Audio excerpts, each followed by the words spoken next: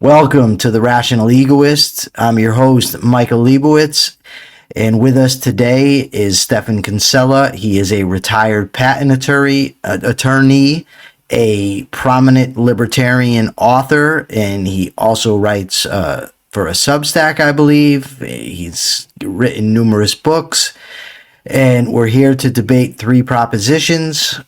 Stephan, welcome to the show, or welcome back to the show and to the live stream for the first time. Thank you. You should say prominent objectivist, but that depends upon our definition of objectivism. Well, then we're going to have to debate about that for an hour, and we'll save that for another time. But I do find it interesting that you would say that. I bet you there's many people that are surprised to hear you make the claim.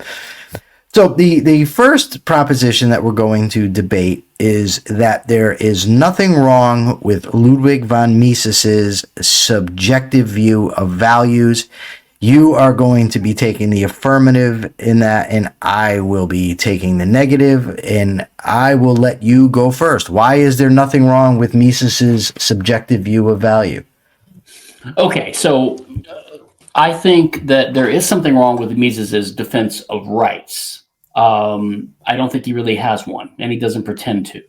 I think he's more what we would call consequentialist. Some people call it utilitarian. And again, the word utilitarian and the word subjectivist have different meanings in different contexts. So most people, by consequentialist, they think of someone who's utilitarian, and by that they mean someone who believes you should measure the value of actions by its utility, net utility for society. And usually in cardinal terms. And Mises would oppose that because his subjective understanding of economics is that value is subjective to the person, and that is not measurable. It's not quantifiable. So he would oppose utilitarianism in that sense. But I do think he's more of a consequentialist in the sense of he basically says, if you understand economics and the way economics works, that if you favor prosperity and harmony among men, then a private property system is the way to achieve that. So it's consequential in the sense of if you want to achieve prosperity and peace, then you should favor private property rights. And I do think that's actually compatible with the principled approach of objectivism or my sort of Hoppian argumentation ethics approach. I think that, as even Rand said, the moral is the practical. I don't think we can expect there to be any divergence or any dichotomy between things that make sense and work and things that are justified on principles. They converge. So it's not surprising Mises his basic overall libertarian or liberal political views would coincide with a more principled approach, even though he doesn't have a whole theory of it. So that's number one on utilitarianism. On subjectivism, I think Rand uses the word subjective. And by the way, I agree with Rand's criticism of what she means by subjectivism. Okay, so I take that to be a criticism of the non-objectivity of values and the inability to know nature, which is her interpretation of her interpretation of Kant and Kantianism. I don't know that her interpretation of Kant himself is correct. I do think that might be her attacking or her criticism of a modern version of Kant popular in America among American philosophers. And to the extent that she's describing that right, I agree with her criticism. I do think that they're wrong to say that we can't know reality. That's skepticism and idealism. And I think she's right to favor objective ethics in the sense that she means. Okay. So when she attacks subjectivism, I think she uses that word to attack those things. I don't know if that's the right word to use, to be honest, because the word subjective has another connotation in economics, which is what Mises uses. So when Mises uses the word subjective, he doesn't mean that values are relative. He doesn't mean we can't know the universe. So he's not being a Kantian in the sense that Rand criticizes. All he's saying is that when we describe what human action is, and therefore economics is an attempt to systematically describe the consequences of human action, which is the attempt by humans to achieve ends or goals in a world of scarcity. So we employ means using our reason and our knowledge to achieve our ends. So that's just a structure of action, and that's not a normative or a prescriptive or an ethical description of it. It doesn't say that it's good. It just says that's what it is. And so in that perspective, he's simply saying that the value that you're seeking to achieve is demonstrated by your actions. So it's subjective to you, subjective to the subject. That's all it means. And I don't really think that's incompatible with Rand's understanding of economics itself. Rand herself talks about values as something that one acts to gain and or keep. And that is very similar to the Misesian view that we demonstrate our values or our preferences in action. Like whatever you're seeking to achieve, the end or goal of your action, you demonstrate that you value it more than the things you chose not to pursue, right? By the fact that you did it. So that's very similar to Rand's view. So when Rand attacks Mises as subjectivism, she's just attacking the same word, but it's used to denote something different than what Rand is criticizing when she criticizes subjectivism.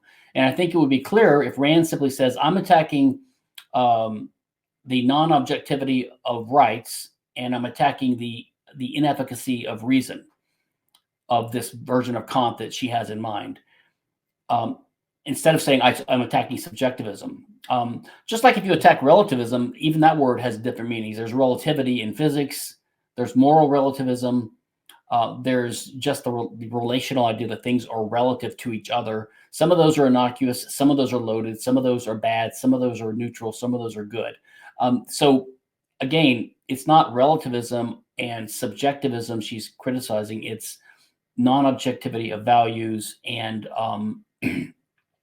the inability to know the world. So she's defending a version of realism in her epistemology, and she's defending rational, objective values rooted in the nature of man. Both of which I agree with, by the way, stated in general terms like that. So that would be my disagreement with her criticism, or some of her followers' criticisms of Mises. And by the way, she couldn't have been too critical of Mises because she really had a strong soft spot for Mises as compared to Hayek. Okay. And I agree with most of her criticisms of Hayek, by the way. I'm not in the mire of Hayek, to be honest, at all. Unlike my fellow Mises Institute people. For some reason, they include him up there with Rothbard and with Mises and Hoppe. Hayek to me is a totally different character. Even Milton Friedman, to my mind, is better than Hayek in many ways. Better as a libertarian anyway. Okay, so that's what I would say in defense of Mises's subjectivism. Okay, thank you, Stephan. So first, let me just say that I have a soft spot for Mises as well. Mises is my favorite economist. I've read virtually everything he's written. I find his arguments, for the most part, very strong. And I would agree with you that when Ayn Rand is attacking subjectivity when it comes to values, she's arguing that no, values, in fact, are objective, i.e. values are real, that you can discover correct values. I think there is a problem with Rand's definition of value. I've addressed that in my book, and I've addressed it in interviews, because her definition of value is that which you seek to gain and or keep, is not consistent with her overall theory of value. In other words, her definition of value implies subjectivism, because if anything I seek to gain or keep has value, then it's by in necessity subjective. But her overall structure of how she argues for the objectivity of values, I believe to be correct and is inconsistent with a subjective view. Now, I happen to think that Mises's point, where he gets it right, is that it's the subjective evaluations of consumers and producers on a market that leads to market prices, that leads to the market structure. Yeah. The objectivity of values is completely irrelevant there. It's what people want. If people want things that's bad, the prices of those things are going to go up. Those are going to be the things that are going to be produced. But it's simply not true that Mises only regards economic values as subjective. And I'll just share a few quotes with you. With regards to them, values, there cannot be any question of truth or falsity. That's from Theory and History. What the theorem of subjectivity evaluation means is that there is no standard available which would enable us to reject any ultimate judgment of value as wrong, false, or erroneous in the way we can reject an existential proposition as manifestly false. Furthermore, there is no such thing as a normative science, a science of what ought to be. Normative, of course, referring to ethics, morality. Then he says, ethical ideas of duty and conscience demand nothing less than the blindest faith. That is from Socialism. David Gordon has written at least 2 essays for the Mises Institute where he addresses how Mises is not a moral realist, how he does not believe there can be an objective morality. Murray Rothbard, Mises' student, in an article for the Mises Institute, says Mises, while a praxeological or epistemological absolutist, is unfortunately an ethical relativist.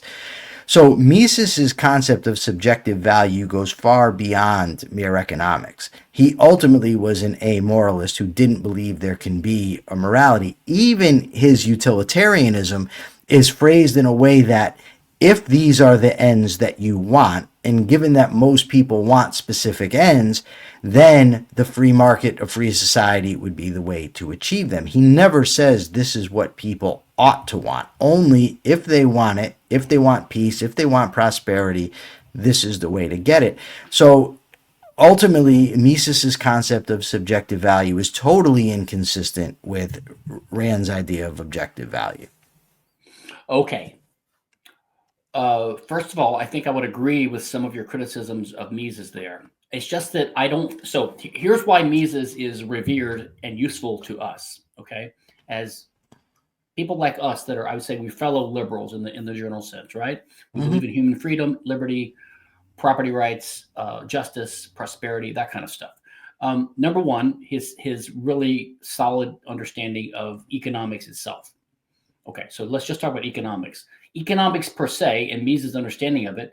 Now, he happened to be a liberal too, and I think that was because he was a decent person and he did want peace and prosperity, and he had a rough understanding that the way to achieve that is a free market economic system. So to that extent, I think he's right. I don't know if even you would disagree with that so far. Okay, so the reason he's useful is because he gives us a good foundation of economic understanding, which we can use to improve our understanding of the argument for liberty and rights, and to understand how to advocate for that and how to deepen our understanding of it. So far, there's nothing wrong with that. And when he talks about economics, so you mentioned Rand. Well, I find interesting that so I like how you're willing to disagree with Rand. Okay, although I'm a little surprised because I thought you were against the open objectivism thing in the David Kelly group, and yet you are willing yourself to say, I don't like her word selfishness, I prefer egoism, and you think there's something slightly wrong with her. Do you want me to explain real quickly? Go ahead. What I mean is, when I'm against the open objectivists, is if they find something that they believe to be wrong, or if they find something to be new, it doesn't mean that they're wrong in their finding. They're wrong in that it would then be objectivism. So while I can critique Ayn Rand's definition of value, I don't then substitute my own and say this is part of objectivism and this is what you should accept. It's not open in that sense. I just think that she was wrong about that, but I don't think that her definition undercuts her broader theory of values. Any more than I think that her idea that government gains its authority by means of consent, which I disagree that government requires consent to have jurisdiction, I don't think that undercuts her theory of rights. You understand? Okay. So there are areas I disagree. I understand, but to be technical and precise and maybe pedantic, so you would maybe call someone like David Kelly a neo-objectivist, right? Or Tibor McCann. I personally would be fine with that terminology. Yes, but then you are too. You're also a neo-objectivist. You're both types of neo-objectivists. To be honest with you, Stephan, there was a time when I wouldn't even call myself an objectivist because I disagreed with her on some instances. I was convinced to do so by a friend of mine. He talked me into it, who is a prominent objectivist. He said that my disagreements with her aren't so much as to on fundamentals to disqualify me as being an objectivist. Yeah, but And I finally just said, okay, that's cool. I ultimately don't really care about the title, to be perfectly honest with you. I don't. I understand. But it does allow for somebody to get a basic understanding of my views if Sure. I say an objectivist. Just like I say libertarian, even though there's anarchists and minarchist libertarians, it's enough to get the conversation going. And even though some people have rejected the word libertarian because they don't want to be associated, like Jeff Tucker, with those people anymore, I'm too stubborn to give it up yet. I gave it up also because I used to call myself a libertarian. Well, I don't think the only better term I've come up with is consensualist or cooperativist. Voluntarist is not good. Anarchist is not good. It has too many connotations. In any case, I'm just saying that technically speaking, you agree with most of Rand, but you have some differences. David Kelly agrees with most of Rand. He has some differences. I agree with most of Rand, but I have some differences. Now, you might have a difference of degree or a different judgment as to whether one's close or different enough to be included in the definition, but still, we're all based on Rand, but with some differences. And then one other question might be whether you can still call yourself that. Like you might say, well, David Kelly is they differ too much to even they shouldn't call themselves that. But whatever. I agree. That's just terminology and truth in advertising, so to speak. My point, though, is Rand's definition of value, the way you just explained it, if you're right, and I haven't studied it just now really closely again, I think I would agree with her and not with you. And by her definition, it's even more close to Mises because she's just defining what value is. I think she would, in other cases, say something like a rational man, because of his nature and because of his choice to live as a man, ought to pursue values appropriate to his nature, something like that. But it doesn't mean that if you pursue the wrong values, that they're not values. I mean, would you say that someone pursuing a totally evil, irrational end based upon values we would condemn as evil they're not really values? How would you? Here's the problem. Words, many of them have different meanings. Sometimes words have contrary meanings. Like, for instance, the word sanction. The word sanction can be used both to mean approve and punish. I agree. Right. So the word value, there's multiple senses in which it can be used. One of them is a verb and there's a noun. Number one. Right? There's that which I value. Yeah. And then there's that which has value. Now, in ethics, the two ought to align. It doesn't mean they will. Unfortunately, with Rand's definition, she defines it in such a way as to make it subjective, but that's not consistent with her idea of measuring it against a standard, with life as the standard, and then coming to conclusions about what you should do, the virtues, and so on and so on. And Leonard Peikoff actually gives a lecture on this very thing. I came to this determination in prison after studying Rand and Mises for years and driving myself virtually nuts as to who was correct and how to resolve it. But Leonard Peikoff actually gives a lecture explaining this. Harry Binswanger, in an episode where I interviewed him, and he asked me where I disagreed with her, and I said here, he said, well, that isn't actually her definition. He said, that's just a preliminary statement, which I thought was a little odd and kind of, I don't want to say cop out, but I just didn't agree with it. I didn't find it convincing. Well, that's a little bit like the way that the Orthodox Randians treat Rand's kind of comments about a woman president. They don't really agree with her, and but they say, well, that wasn't essential to objectivism, what she said. That was just her personal. So they found a way to not have to disagree with her. Well, I disagree with you there, and here's why. Because she has said that her philosophy is put forth in her novels and nonfiction books. She also endorsed Leonard Peikoff's lecture as being the only definitive statement of her philosophy. Earlier, she endorsed Nathaniel Branden's yes, I know. Lectures on objectivism. She never withdrew that, did she? Her endorsement of not that I know of him as a person. Yes. But my point only is that nowhere in any of that is there anything about a woman president, right? They're philosophical fundamentals that are put Wait a forth. minute. You just said her nonfiction. I mean, that was Her nonfiction books. She doesn't. She wrote an article where she talked about against a woman president. But that's a little pedantic. That's like saying, well, that's because she chose not to put it down in print, it doesn't count. I mean, well, I'm saying that it's not a part of her philosophy. I'm not saying it doesn't count as her belief. I'm just saying it's not. Philosophy necessarily deals with fundamentals, and she lays out the fundamentals that it deals with in her. She, the 1 foot thing. But at any rate, we're kind of getting far afield. But this does show what the next subject is going to be about, in my opinion, about epistemology, because in epistemology, a definition has to be the fundamental characteristic of the thing which you're defining. So when it comes to objective value, the fundamental thing isn't that you have to pursue it. The fundamental part of objective value is that it's good for you. So if you look, and I did massive amounts of research on the word value, and the definition of value is actually, in the sense with which Rand uses it, any object or quality desirable as a means or end in itself. Okay, before we get to that, are you going to topic 2 now, or No. I'm going back to you just to address your question about the word value. So by the way, I agree with everything you said about Mises in your second go around. I find Mises extremely useful. I disagree. I think that morality leaves the best argument for capitalism and for freedom. However, I think it needs to be buttressed by a consequentialist account, which I think Mises provides. My only disagreement, well, I have others, mostly with his idea of the a priori, but that's neither here nor there for this. But his subjective concept of value is specifically what I'm criticizing, because it extends beyond economics and into the field of ethics. And he specifically has made numerous comments on that.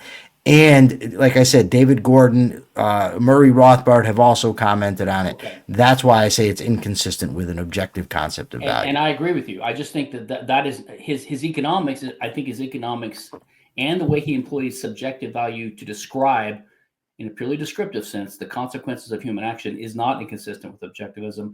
I agree with you on the criticism of his statements that it's impossible to have a science of ethics and all this kind of stuff.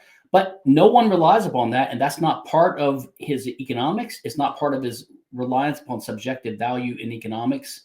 And in fact, who's Hoppians and even Rothbard to an extent, but certainly Hoppe would disagree, because Hoppe thinks you can have a science of ethics, which he's done using a form of praxeology, which Mises wouldn't have agreed with. So it's just that I just think Mises didn't hold himself out to be a deep expert on that topic. He didn't talk about it a lot, and people don't rely on it. And not only that, I mean, it's just like, what did you say? It was a harmless error for someone else, a Randian or someone, to I forgot. I didn't, but your knowledge of law is coming into play with that term. I don't mean harmless error. Harmless error. Yeah, you meant, but it was something, I forgot who you were talking about earlier. But I think Mises' mistake there doesn't taint his economic analysis, and it doesn't taint, I don't think so either. I agree with you. Consequentialist case for the free market and for society.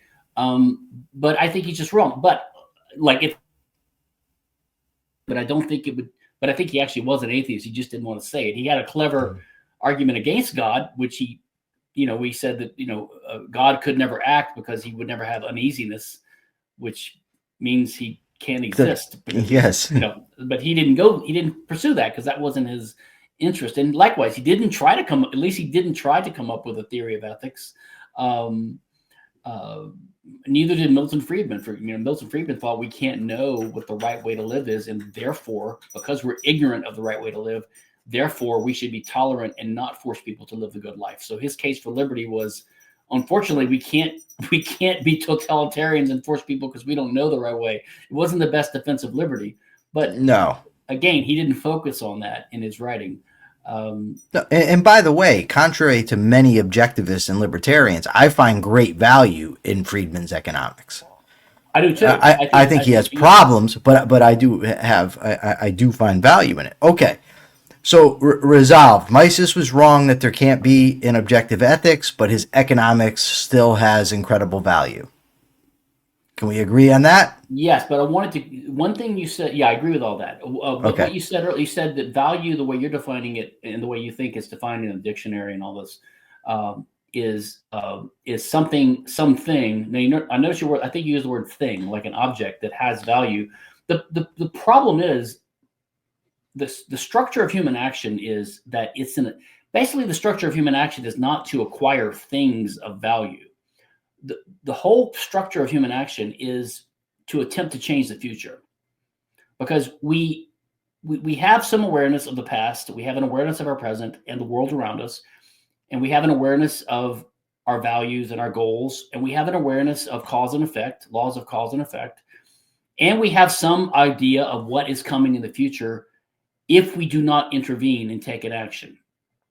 And we have an awareness that we have possibly the chance to change that. So every action is an attempt to divert the course of affairs to achieve a future that is different than the one that's coming if we don't intervene. So in a sense, that's the general structure of action, is an attempt to achieve an end. And by end, we mean an end state in the future different than what would otherwise happen. That end state is just what we prefer for whatever reason. And we therefore value that happening. So that's how I would use the word value there. We subjectively value it. And if we're rational, then we're basing that rationally on the values that a rational man ought to have. But what we're trying to achieve is not the attainment of a thing.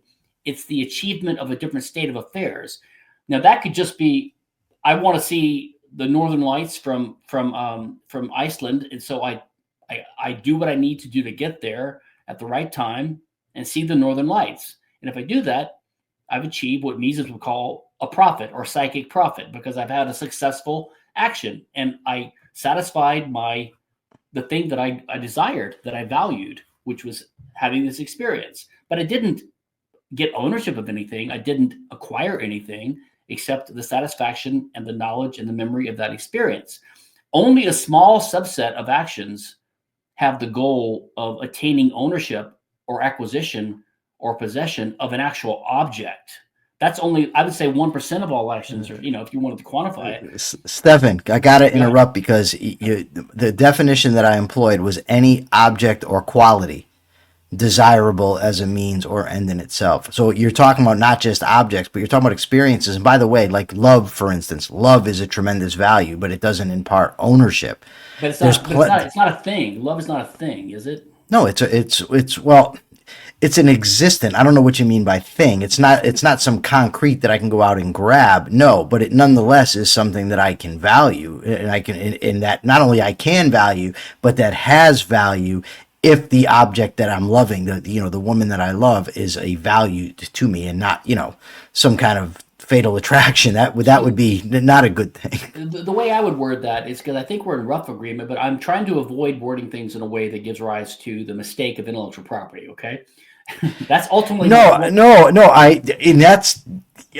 know, but the problem there with that is I don't want to. Now we're going to get into intellectual property and go sick, but ultimately, words have reference in reality. Words mean things, right? So we can't address the words that we use based on an end argument we're trying to make. No, I'm not. I've seen the mistake before. I've seen the confusion. I've seen what imprecision in terms gives rise to mistaken conclusions. So I'm just trying to be careful. That's all I'm saying. And okay. So the way I would word it is, I would say that like love. To be precise, if I'm being correct, you said every word has a referent. I mean, I think, sure, speaking, every concept has a referent. Sure. A word it denotes a concept, and the concept has a referent. If it's a valid concept, I mean, some concepts have no referent. I'm speaking of valid concept. Like ghost there's nothing in reality that corresponds to ghost or Santa or God, for instance, right, just to offend whatever people here are watching that are religious. And I think it's a stretch to say that, if my goal is to make my niece smile by performing a magic trick for her, that what I attain is some quality. That just seems to be a stretch. It's like you attained a state of affairs that you preferred, and you valued it. Now, I wouldn't say it has value. I would say that it's rational to have that as something that you value. If my goal is to kill humanity, I would say in descriptive terms, that's the value I'm pursuing, but it's based upon evil, evil values or preferences. That's because there's two senses in which the word value, at least two, can be used. In that sense, destruction and death is what you value, but what you value doesn't actually have value.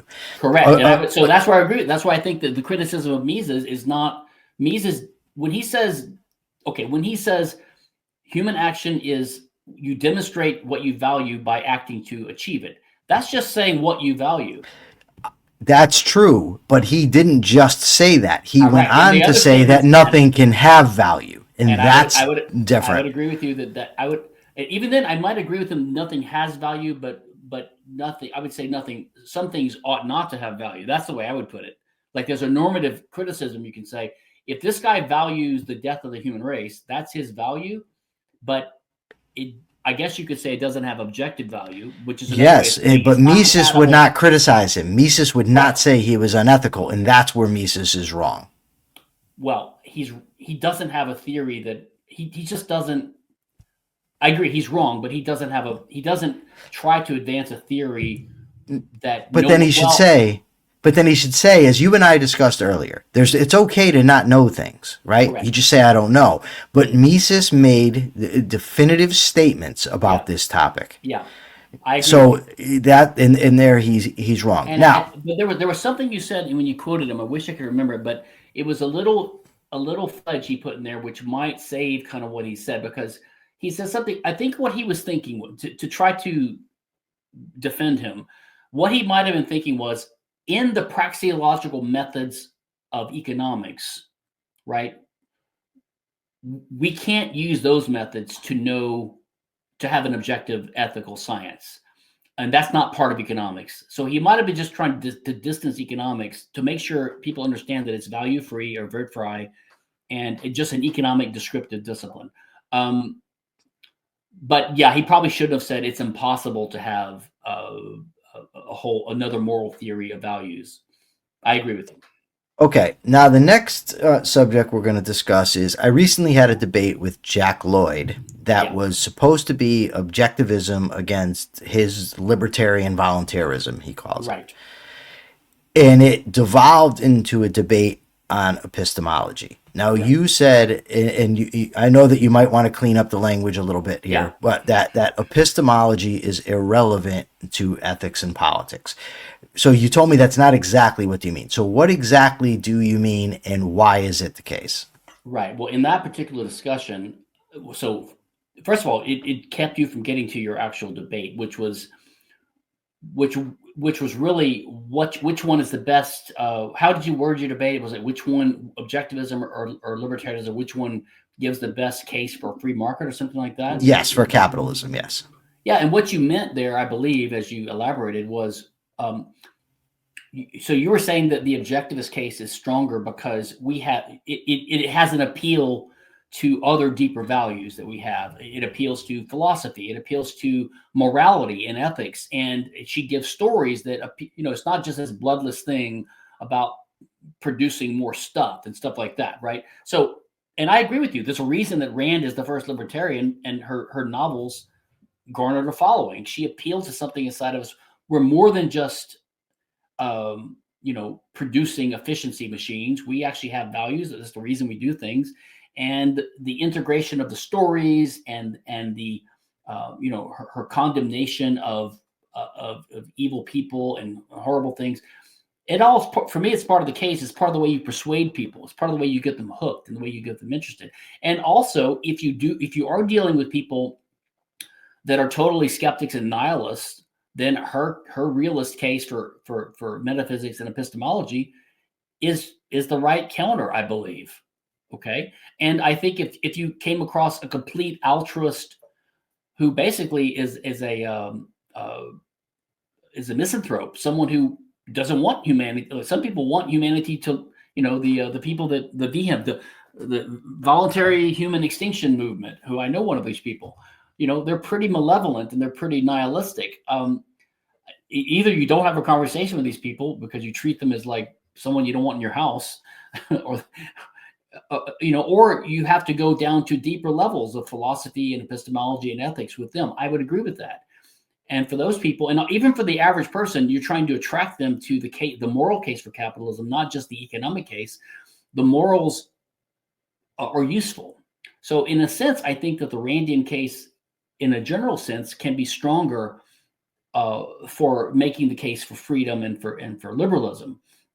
So I don't disagree with you on that.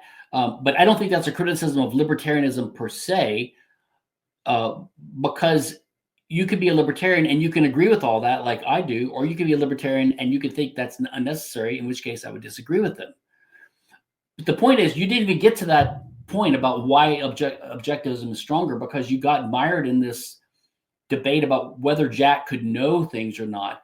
And if Jack had been acting really as a nihilist or as a radical skeptic in his claims, and using that as a reason to criticize objectivism or the liberalism you were supporting, I would have agreed that you would have to go there and say, listen, you either have a confused understanding of epistemology or you have the wrong epistemology, or something like that. I just think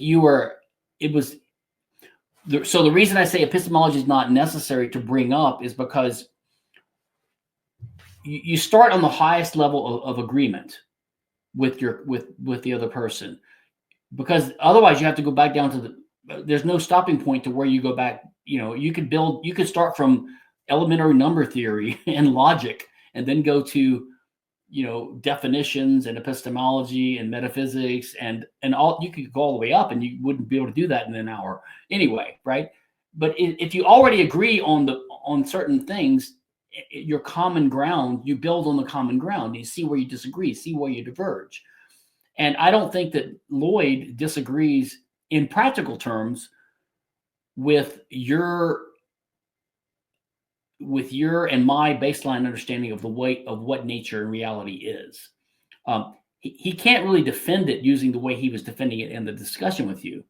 But I mean, that's why I mentioned on Twitter. I mean, do you really think that someone 500 years ago who thought that they knew that there was a sun and an earth, and that grass would die if you did this to it, and if you cut your arm you would bleed?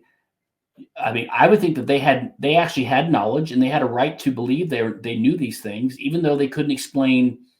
They had no theory of epistemology. They couldn't articulate why. I mean, you can have knowledge without having the ability to articulate a theory of epistemology.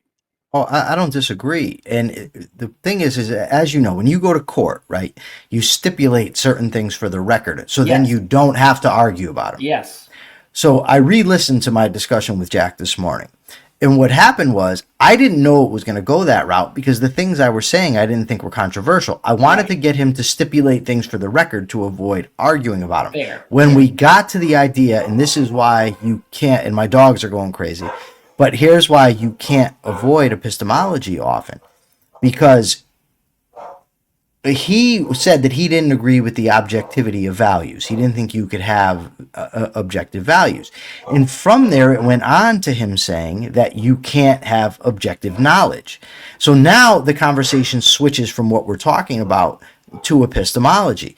And years ago, I read a book by Stephen Hicks, where Stephen Hicks talks about that very thing. It was in Explaining Postmodernism, or Postmodernism Explained. I can't really remember what the title is. Yeah. But he talks about this, and I've always been keenly aware of when this happens. He says, note, when you're in a discussion with somebody and you have them on the ropes, they will turn and say, well, nobody can really know anything. It's a matter of opinion. He said, now notice what happens here is the subject gets switched from whatever you're talking about to epistemology.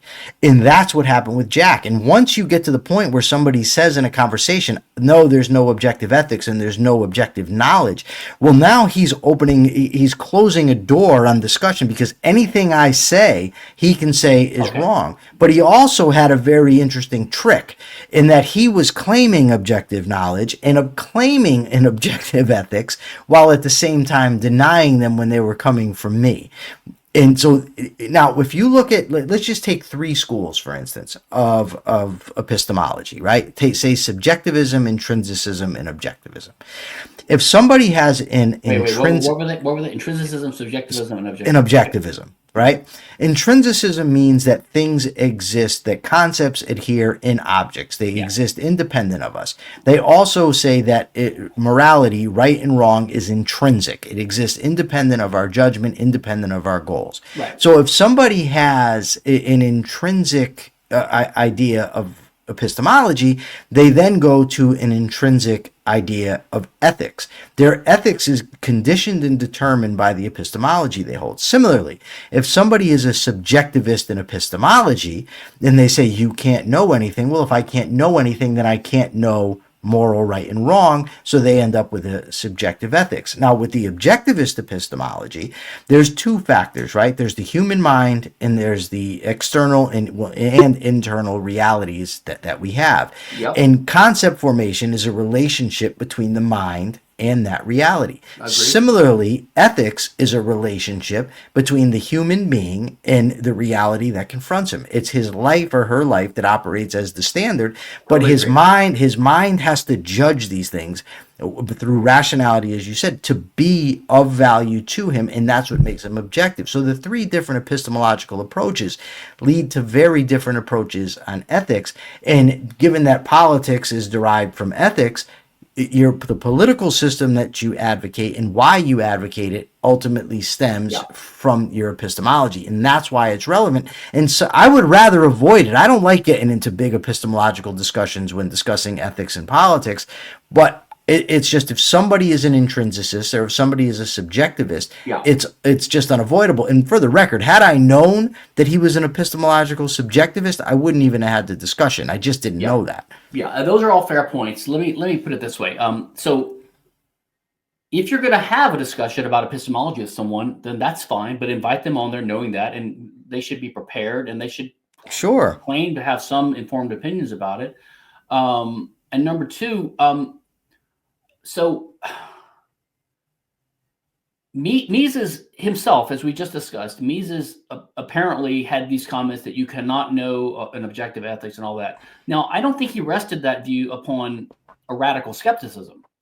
He didn't rest that view upon the comment that he didn't say that because we can't know anything, we can't have a rational ethics. He just thought it was outside the scope of science or something like that. So likewise, even if you disagree with Lloyd on a rational ethics or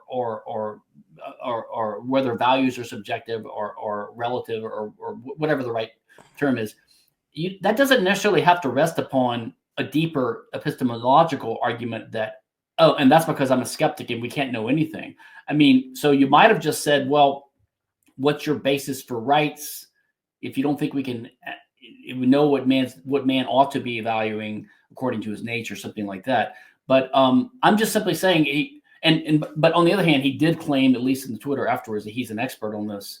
I just think it was, I want to say it was unfair sandbagging because I don't think you meant to do it. It just kept you from getting to your point. And I do think maybe there was a way in that debate where you could have said, can we agree, like the stipulation, can we agree on the following things? But as you say, maybe you couldn't get him to stipulate, and maybe that was the problem. He wouldn't. And not only that, the problem was he claimed he had a way to validate ethics while saying at the same time there could be no objective ethics.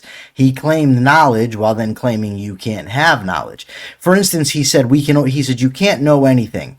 But then he said all we can do is go by evidence. But how would we know that there's evidence? I mean, it was just, like I said to him on Twitter, it was like trying to nail Jell-O to a tree, right? Like there was just, and I've had those discussions. Yeah, believe me, in prison, that's par for the course. Yeah, of course. Right. Well, I think on Twitter I quoted a Mises quote, which is, Mises and Hoppe both have a very, I think to me it's a really good criticism of empiricism, which is the logical positivism of Popper, which is the view that the only thing that's the only source of knowledge is evidence, and the only thing that's scientific is basically a a falsifiable hypothesis. Like that's it.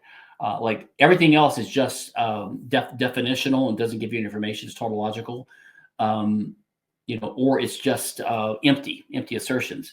But the problem with that, as Mises pointed out, is what's the status of that proposition itself? If you say that the only thing we can know is something that is evidence from our senses and that can be tested, well, then what about the status of that assertion there? That's like, in a sense, an a priori thing that's at the base of all. So in a sense, philosophy or the things that we assume are true or the base of physics and the empirical sciences, they're in a sense subsidiary and less important than philosophy itself. And those things can't be tested. Now, I know Rand would have a different view. She would have the view where you have a unity of reason and empirical knowledge. And I don't strongly disagree with that. But even Rand's arguments or her theories are based upon, there are certain things we know, she called them axiomatic, some things we know for certain, right? We don't know the law of non-contradiction and the law of identity and the idea that there's such a thing as consciousness and a distinction between the observer and the outside world. We don't know that by doing a falsifiable experiment. Any falsifiable experiment you could do has to presuppose those things are true already. So you could never do an experiment that would disprove the law of identity. Right. Yeah. Well, she says that the axioms are self-evident from observation, but not that they're here. And this kind of goes to your point about Mises earlier, where you said, well, Mises wasn't a subjectivist. Well, in some ways he was. He was a Kantian. He writes about the categories. He believes that categories are conditioning the human thought. He believed that the category of action conditions, all our thinking, is one of the categories that conditions our thinking. He actually says, well, if these categories make us think the way that we do, then how can they explain how we can act correctly? And he says, perhaps evolution has produced them. Right. So in essence, he says, like Kant, that our brains and our minds are cut off from external reality and are conditioned by these categories. So in that sense, he is a subjectivist, although he does have some Aristotelian ideas. Rothbard, on the other hand, is pure Aristotelian. Correct. But I would just, people listening, if they're interested in this, I would say read Hoppe's Economic Science and the Austrian Method, where Hoppe basically says, so he takes an also realist Kantian approach, like Mises kind of arguably did, but it's even more explicit and stronger. And Hoppe says, look, our theory is completely realist. And the reason is because action itself is the ground between the human categories in the mind and reality. So you might not agree with that argument, but he definitely is a realist. And he thinks there is a tie between human action. Hoppe. Yeah, I haven't read Hoppe's Epistemology. You recommended it to me, and I want to. I've just got a lot of other stuff to read, but I definitely am interested. I've only read Hoppe on ethics, his argumentation ethics. Yeah. I want to say here real quick, there's somebody in the comments who says Rand's axioms are derived from inductions. I'm sorry, Chris, that's false. Leonard Peikoff makes the case explicitly that axioms are the base of induction and you cannot induce them because they're necessary in order to induce to begin with. They're self-evident is what he says. He even corrected himself. Earlier he said that the law of causality was arrived at by induction, but later on Peikoff corrected that and said no, causality is actually necessary for induction. He says that, or as we would say, they're a priori. Yeah, well, the difference is that he holds objectivism that they're self-evident from experience, whereas Mises holds that they're a logical structure of the human mind that are conditioning our thinking. They're two different things, but in one we can know reality for what it is, and the other we can't. Well, to whatever merit your criticism of Mises has, if you read Hoppe, it's a whole different. He makes an attempt to root it in actual realist connection between our senses and the concepts and the percepts and the concepts we have in our mind. So I believe Hoppe. I'm totally a realist, and I agree with Rand's basic approach here, and also that of David Kelly. And I see no incompatibility between that and between Hoppe's interpretation of Mises's interpretation of the European version of Kant. Okay, I'll put it that way. So I'm going to have to check out what Hoppe says. But by the way, my disagreements with David Kelly notwithstanding, his book Evidence of the Senses I think is phenomenal. I agree. As a work on epistemology, nothing to criticize there. No pun intended. Oh, because I said phenomenal. Nice. I got to tell you, Stephan, you're not exactly known for your sense of humor. And that's one thing that coming to know you from engaging and doing these interviews is you do have a great sense of humor. You're known for being prickly, but not for having a sense of humor. But I don't mind the prickliness. It's okay with me. As Hans would say, even I don't know why people think I'm a nice guy. I'm a cuddly little fuzzy bear, fuzzy little cuddly teddy bear. Okay, well. So I do agree with the importance of epistemology. I just think if you talk to your average person, okay, or your average intelligent person, who basically is a liberal in the sense of they like Western society, they like civilization, they're not hostile to their fellow man. They might have rational self-interest in the sense of they prefer their own well-being to that of others, but they still want everyone to have good lives if they can. They want to live in peace and prosperity among each other. They have some rough knowledge of supply and the laws of economics. I think those people, they're not going to say, well, the reason we need to have a welfare state is because we can't know anything. No. Listen, I think most people are realists when it comes to epistemology, right? They don't need to be explained to them that my microphone is actually here. They don't think the microphone I'm experienced a phenomenal as opposed to the numinal world. None of that. But nonetheless, when you're having discussions and debates, then it becomes relevant. The average person, had I said to him, will you stipulate for the record that these are, that ethics is such and such that we can know it, they would just say, yeah. You wouldn't end up with a big argument. He quibbled, but I think he, in the end, in his kind of fumbling way, did, because he kept saying, he was inarticulate in explaining, like he tried to fumble around and say, well, it's kind of the assumption that we both make, and you kept saying, well, then, but he said, well, I know you exist because I'm assuming you exist because you just said this. And you said, how do you know I just said it? Yeah, because you have to have knowledge. But I think basically he thought he had to have a sophisticated defense of just saying, look, it seems obvious to me that we both know that we have bodies. We live on Earth in the year 2025. The Earth is spherical.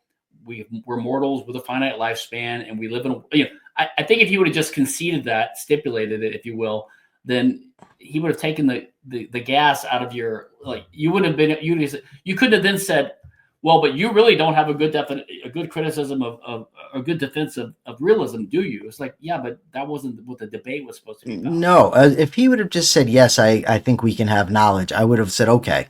And if he said, but I don't really know how to defend it. That would have been fine. Okay. That would have been fine with me. Now, I would have used that fact as an attack on his downstream theories. Fine. That I would have done, but we would have gotten to those theories. Right. You know what I mean? Then you could have pointed out a contradiction. You said, well, you've already conceded that we know this, but now you're resting this argument upon we don't know anything. Exactly. Then you said you have to choose. Are you really not nihilist? Are you really a skeptic, or are you essentially a realist, even if you can't? Yeah, you have to choose. I would agree with you on that. And I would also agree with you that the reason objectivist, that they're kind of right in viewing philosophy as a unit, as a comprehensive whole, although why they only pick 4 branches and they leave aesthetics out in the cold, I'm not sure how they... Why? They have aesthetics. Aesthetics is the 5th branch. Yeah, but again, it's the 5th. It's not essential. Well, then that we can say the 4th isn't essential. Well, I'm saying objectivists don't regard it as essential.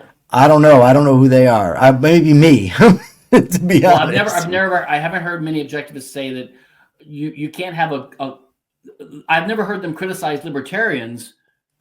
They criticize libertarians because we only have one of the 4 branches. We have politics, and we've left out the other 3. I've never heard them say, and you also left out our view of aesthetics. I mean, I don't. Well, aesthetics don't condition politics. My problem. Let me just speak for myself in that a big problem I have with libertarians isn't so much that they lack an ethical theory. It's that they introduce ethical concepts floating in midstream without validating those ethical concepts. They take some things for granted. But on the other hand, sometimes they're doing that because they know that everyone they're talking to already agrees with them. Even sometimes. So I don't think you need to defend the virtue of honesty. If you agree with it, and if you're... David Friedman attacked me on it the other day when we had a debate. Well, So, and not just honesty, but he has what he calls the prudent predator. Now, when I'm going to debate Dr. Friedman on Monday, and I'm sure he's going to raise that as an objection. So he would say, on a self-interest ethic, that honesty is not I think, yeah, a he's virtue. more like Mises, or he's more like his dad. You know, his dad. Sure. Again, his dad's argument for liberty is that because we lack knowledge of the right way to live, so we don't have the right to force people to live the right way. Like, it's such a horrible argument. I mean, I'll take it, but it's not the best argument for liberty, right? As long as you're willing to not commit force against people, I'm kind of happy with that. But if your basis is because we don't know anything, you know, it's kind of a weak way to argue, because someone's going to come along and say, well, I do know.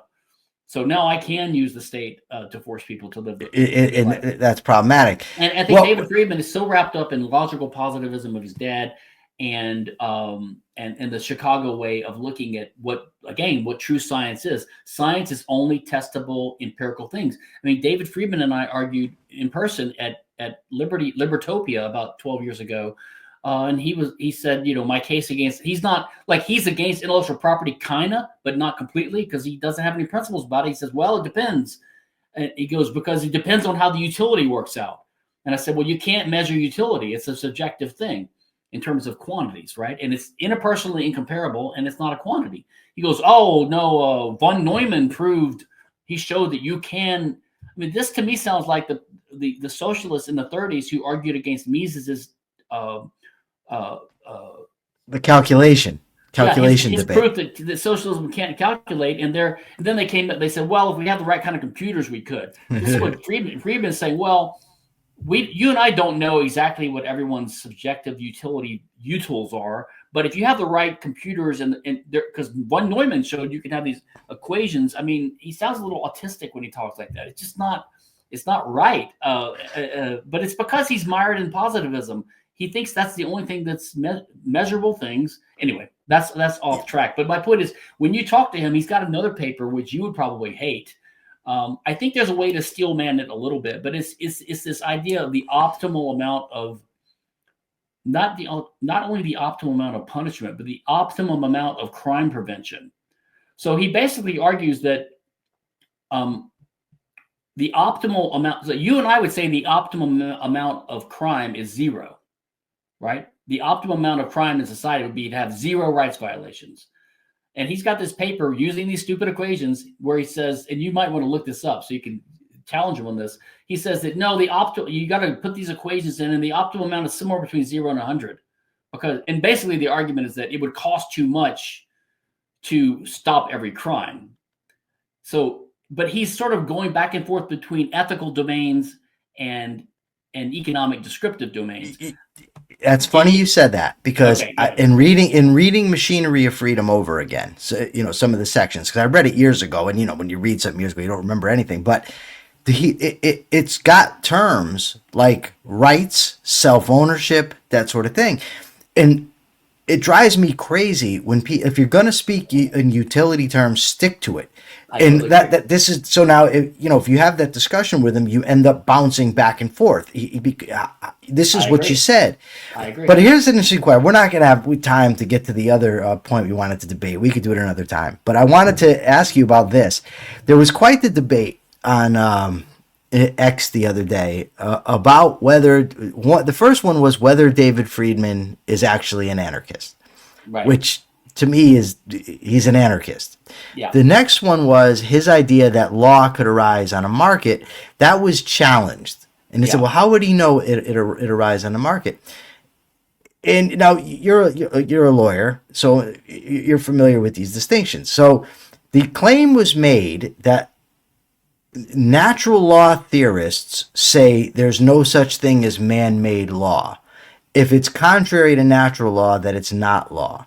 Now, my understanding of natural law has always been that the idea is you want your man-made laws, in order to be valid, to represent the natural law. Yeah. It's like the malum in se, malum prohibitum distinction. What are your thoughts on this? First, on Friedman being an anarchist seems like almost... Well, so, by the way, I like David Friedman. I admire and respect him. And So Milton Friedman is one of the first books I read, which helped make me a libertarian. So even though Me I too. disagree with his methodology now and some of his libertarianism, it was kind of helped me make me a libertarian. Capitalism, freedom, and free to choose, especially capitalism and freedom, are awesome, or were at the time. Yeah. I probably would find more fault with them now, but they opened my eyes to lots of basic economic stuff. Like so did Henry Hazlitt's Economics of One Lesson. And then when I was first an anarchist, first an objectivist, then more like a libertarian, and then an anarchist because of the work of the Tannehills and Rothbard and Bruce Benson, and also David Friedman's Machinery of Freedom. Now, if I read them now, I am much more, they open my eyes to lots of things about the possibilities of a free society and self-organizing groups and things like that. But is he an anarchist? Look, I thought Nozick was an anarchist at first because I read his book in law school, and the title is Anarchy, State, and Utopia, and he's supposed to be a libertarian. Yeah. I thought he was arguing for anarchy until I got, halfway through the book, and I realized, holy shit, this guy's arguing for basically an ultra minimal or even worse state. And Rothbard, of course, has eviscerated that book. But I'm not sure if Friedman's an anarchist. I don't want to say that he's wrong if he self-claims to be, but he doesn't really have a theory of rights at all that I can tell, or he doesn't even admit that rights exist. Like you say, he uses the term rights. So in the law, there's a descriptive sense of rights, or like what the law is. That's the positive law. Yes. But I would I would distinguish, and I'll get to your question about natural law, and because it's something I think no one has written yet a case that I think is satisfactory. I have my own views on it, but I haven't articulated them in detail anywhere. I'll tell you what I think about all this. I think both sides are confused, just like both sides are confused about the free will debate. And just like both sides are confused about the God debate, except the Randians have the best correct case. And George Smith did too. But even they have some problems. But love George Smith, by the way. I loved him too. Or as part of his writing, he as a person, he was. I didn't know him personally. I just mean that book, The Case Against God. I'm talking some other things I had encountered with respect to that. But I forgot where I was going with this. But where was I going with this? Natural law. I think I messed where I was going. But anyways, on the natural law thing. So. Where David Friedman uses these terms. So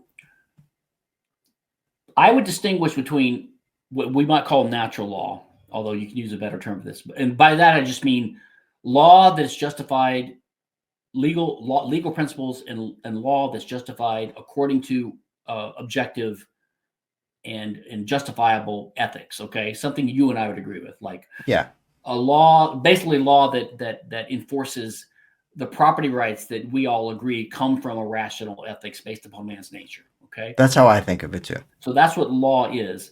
And you're thinking of it the precise way that I try to think of it. And so I think that's really good. Like you're basically being right. You're saying there's existing positive law. Positive law is whatever the state's enforcing. And that is law, whether I agree with it or not. That's again. So you and I disagree with the natural law guys because they don't want to concede that because they put too much emphasis on the power of labels and words. They're afraid that if you grant some existing statute, let's call it a statute, is law, that you're conceding that's legitimate. And that's because they don't have an objective ethics outside. They basically still either wrap their theory of authority either in the state or in God. And God's a better one to wrap it in, but even that is pushing it back a little. You're still looking for some outside authority to tell you, to decree what the basis of all this is, right? So I would distinguish between possession and between ownership, okay? Possession is a factual descriptive term. It's what man does when he acts. He possesses and uses means. Even Crusoe on his island possesses things. That has no normative connotations, and I wouldn't say it has no moral connotations, to be honest, because I don't agree with people that ethics is only about interpersonal relations. Even Crusoe on his island, because I'm an objectivist in a sense, I would say that some things Crusoe could do on his island would be immoral because they don't further his life as a man, right? He wouldn't be hurting anyone except himself, but it would still be immoral. Okay. But still, when he possesses something, that's purely a descriptive action. It's possession.